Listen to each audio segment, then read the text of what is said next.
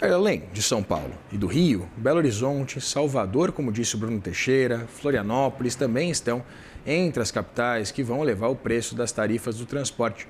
Qual o impacto desse aumento na inflação brasileira? A gente conversa então com Luiz Felipe Vital, estrategista-chefe de macro e dívida pública da Warren. Luiz Felipe, seja muito bem-vindo, sempre um prazer ter você aqui. Feliz Ano Novo. Feliz Ano Novo, Vitor. Um prazer estar aqui com vocês mais uma vez. Luiz, queria começar entendendo exatamente esse possível impacto. Aqui em São Paulo falamos de um incremento de 6%, ou seja, acima, inclusive, da inflação que deve fechar em 2025. E a gente sabe que temos uma participação do setor de transporte de cerca de 20% na composição do IPCA. Pensando em todos esses componentes, o transporte público, evidentemente também o preço da gasolina, essa oscilação toda de petróleo que a gente tem acompanhado, pensando especificamente sobre o preço dos transportes públicos, que impacto a gente pode ver na composição do IPCA, evidentemente nesse avanço e também no comprometimento de renda das famílias, né? Perfeito, Vitor. Não, realmente, a gente está falando aqui de alguns aumentos que foram superiores à inflação no período. A gente pegar o caso de São Paulo, a gente está falando de um aumento de 6% versus uma inflação que desde o último reajuste foi de próxima de 4%. Então, são reajustes acima da inflação. Como você bem colocou, a gente está falando de um grupo de IPCA, o grupo de transportes, que ele representa cerca de 20% do índice cheio. E a gente também está falando da região metropolitana de São Paulo, com cerca de 30% ali da composição do IPCA. Você também mencionou São Paulo, Belo Horizonte, Rio de Janeiro, cada uma delas com 9% de IPCA. Então, são reajustes que, de fato, eles impactam o IPCA. O que a gente tem de concreto, de novo nesses números? A maior parte dos analistas que projetam inflação já vinham projetando alguns reajustes no transporte público. Então, boa parte desses aumentos estão na conta dos números, das projeções de mercado que a gente já vinha fazendo há algum tempo. Quando a gente olha especificamente para esse caso que vai aparecer no IPCA de janeiro, a maior parte, os desvios, os ajustes todos, eles vão dar 0,01% a mais no IPCA de janeiro. Então, a gente vê um IPCA de janeiro com cerca de 0,43%. E o grupo de transportes no acumulado do ano, porque esses reajustes eles se concentram agora no mês de janeiro, no acumulado do ano, algo próximo de 2,25%. Ou seja, a gente ainda vai ter o grupo de transporte rodando abaixo do que é o índice cheio da inflação, né? O IPCA cheio. Pensando, levando em consideração, Luiz Felipe, esse comportamento do preço do barril do petróleo, A gente acompanhou o petróleo encerrando 2025 em desvalorização de entre 15% e 20%, A pensar nesses contratos, seja WTI, o Brent, preferencialmente usamos o Brent aqui, para a política de preços da Petrobras, e queria entender exatamente essa correlação. Por que o petróleo ficou mais barato e a tarifa de transporte público, essa ficou mais cara? Perfeito. A transmissão do preço de petróleo para o preço de combustíveis no Brasil, ele vai se dar de acordo com aqueles reajustes da Petrobras que levam em consideração o preço internacional do combustível. E isso, de tempos em tempos, a Petrobras avalia essa defasagem, o quanto os preços praticados estão acima ou abaixo dos preços internacionais, para fazer esse reajuste. E eu acho que a gente tem que colocar isso em perspectiva, porque nesse ano específico a gente está falando de um reajuste acima da inflação. Mas quando a gente coloca numa perspectiva mais longa, a gente teve reajustes de transporte públicos abaixo da inflação. Se a gente pegar, por exemplo, o exemplo de São Paulo, mais uma vez, de 2020 para 2026, essa tarifa vai de R$ 4,40 para R$ 5,30 a partir de amanhã. A gente está falando de um reajuste de 20% versus um IPCA de 38%. Então, as tarifas, de forma geral, desde o período ali do início da pandemia, elas foram reajustadas abaixo da inflação. E tem uma série de pontos que vão explicar um pouco isso. Então, tem questão de preço de combustíveis, de custo de transportes, da forma como as prefeituras contratam o serviço de transportes. E a gente também pode falar sobre mudanças no mercado de trabalho, Desde a pandemia, a mudança no mercado de trabalho, o uso do transporte público também mudou.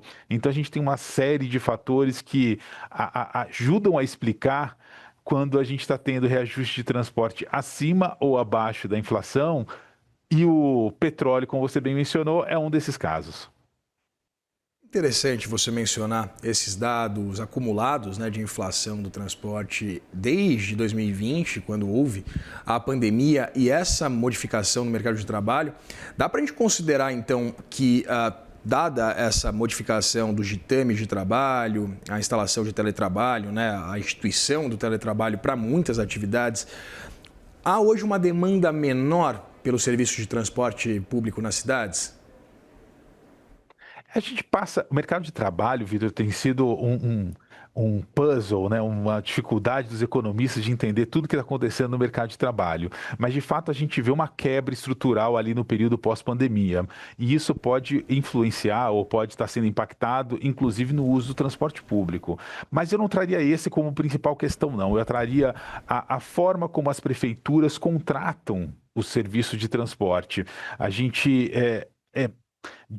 Passou por um período onde essa cobrança era esse pagamento era por passageiro. E na maior parte, ou boa parte das prefeituras passou a trabalhar com critério de custo operacional.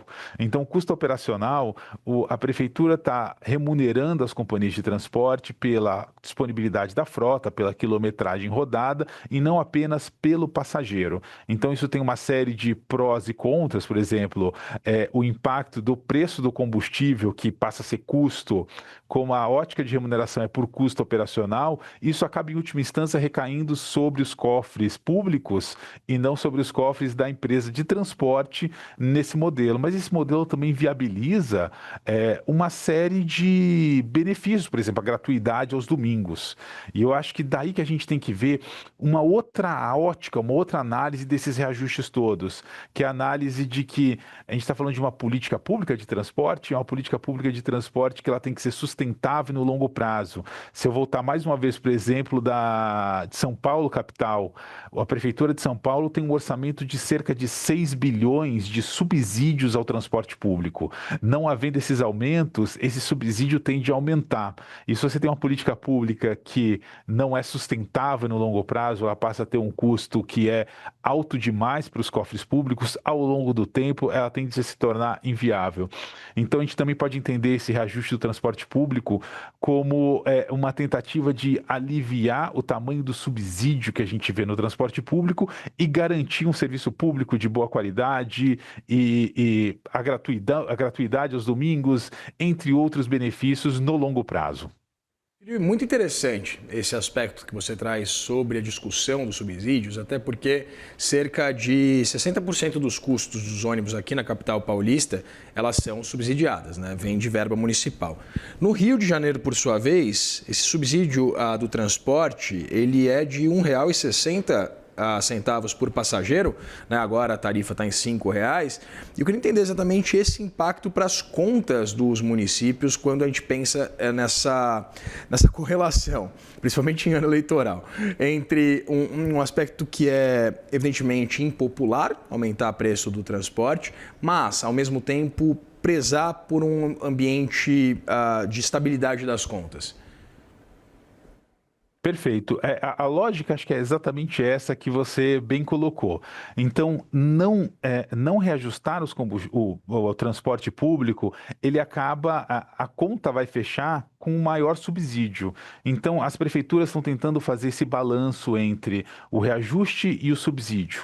E, na maior parte dos casos, a gente tem observado que o reajuste ele vem parecido ou próximo à inflação acumulada do período, para que o ônus não seja exagerado a nenhuma das partes, né? Ao usuário do transporte público, nem aos cofres públicos. Então, é uma tentativa de que, de alguma forma, essa conta vai fechar e é uma tentativa de manter essa política pública funcionando no longo prazo. E aí a gente tem o caso de São Paulo. Na ausência desse reajuste que foi de 6%, você teria um gasto muito maior. Então, é um novo modelo de contratação, né? Isso vem tudo do pós-pandemia, é uma nova forma de ver o transporte público, mas é uma forma que, em última instância, ela busca esse equilíbrio entre fornecer um transporte público que a população consiga arcar e consiga utilizar de forma adequada e também com um tamanho de subsídio que as prefeituras consigam utilizar sem onerar excessivamente as contas públicas, né? Conversei com o Luiz Felipe Vital, estrategista-chefe de macro e dívida pública da Warren. Luiz Felipe, muito obrigado pela disponibilidade de conversar com a gente. Vitor, um prazer. Muito obrigado. Prazer é sempre nosso. Abração.